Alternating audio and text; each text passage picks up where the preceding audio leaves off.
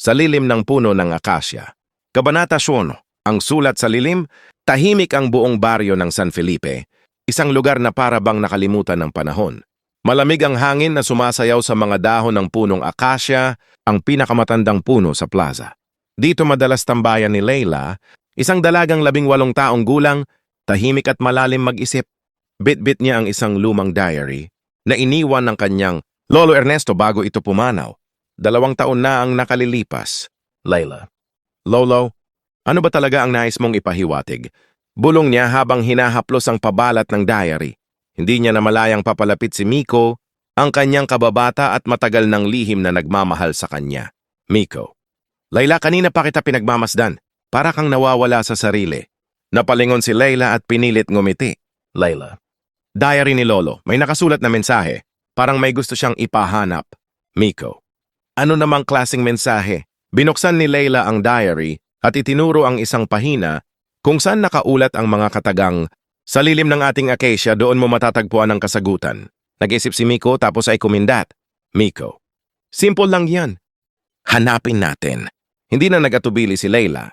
Nagtawanan pa sila habang naghahanap ng matitibay na kahoy para hukayin ang paligid ng acacia. Habang naghuhukay, hindi maiwasan ni Leila. Napansinin ang pagkapula ng pisngi ni Miko tuwing nagtatama ang kanilang mga mata.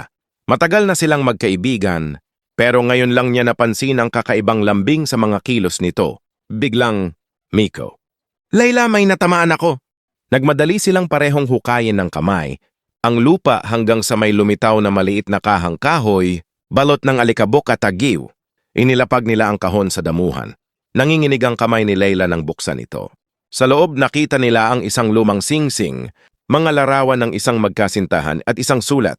Binasa ni Leila ang liham, habol ang hininga. Leila.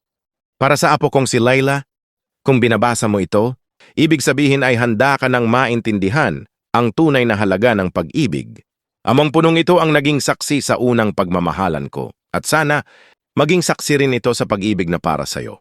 Huwag mong hayaan ang takot na hadlangan ng puso mo. Magmahal ka, Leila, gaya ng pagmamahal ko sa lola mo. Buong buo, walang pag-aalinlangan. Napaiyak si Leila, hindi mapigilan ang damdamin. Tahimik lang si Miko sa tabi niya, tila nag-aalinlangan kung aalo siya o hindi.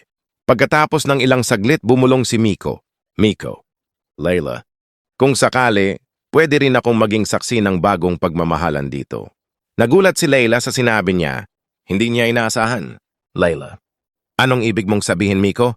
Miko. Matagal na kitang mahal. Leila. Pero natakot akong masira ang pagkakaibigan natin. Naluha si Leila hindi dahil sa lungkot, kundi sa isang uri ng kaligayahang matagal na niyang di nararamdaman. Leila.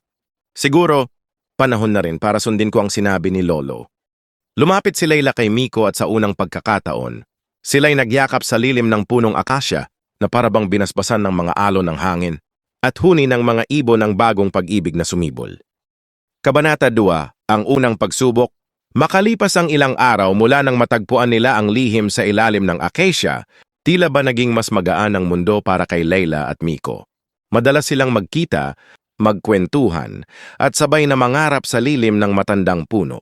Pero hindi lahat ay sang-ayon sa pagbabago sa kanilang relasyon. Isang hapon, habang naglalakad si Leila pauwi galing palengke, sinalubong siya ng kanyang ina, si Aling Norma, na may mabigat na ekspresyon. Aling Norma. Leila, anong naririnig ko tungkol sa inyo ni Miko? Natigilan si Leila, hindi alam kung paano sasagutin ang ina. Leila.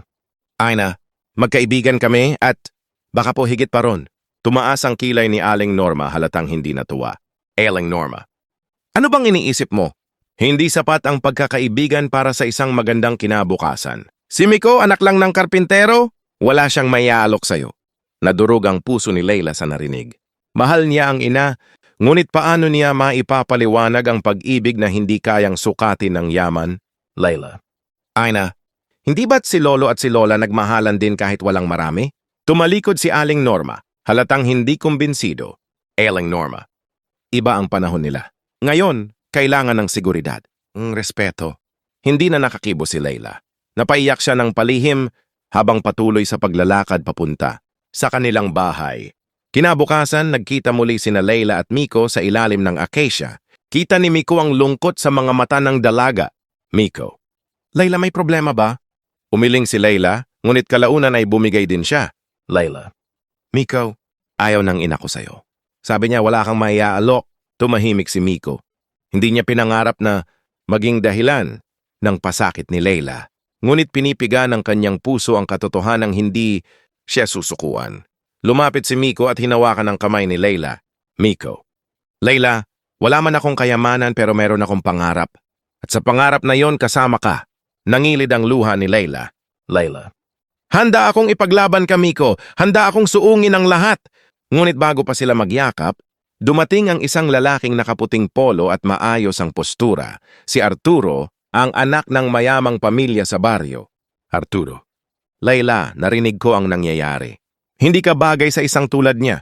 Nagkatinginan sina Layla at Miko, parehong puno ng kaba. Si Arturo, na matagal nang pinipilit ni Aling Norma na maging kasintahan ni Layla, ay handang gawin ang lahat para maagaw si Layla. Arturo. Ako ang makakapagbigay ng magandang buhay sa'yo. Iniimbita ka ng pamilya ko na sumama sa amin sa Maynila. Gumalaw ang mundo ni Layla. Sa harap niya, 2 landas ang nakalatag.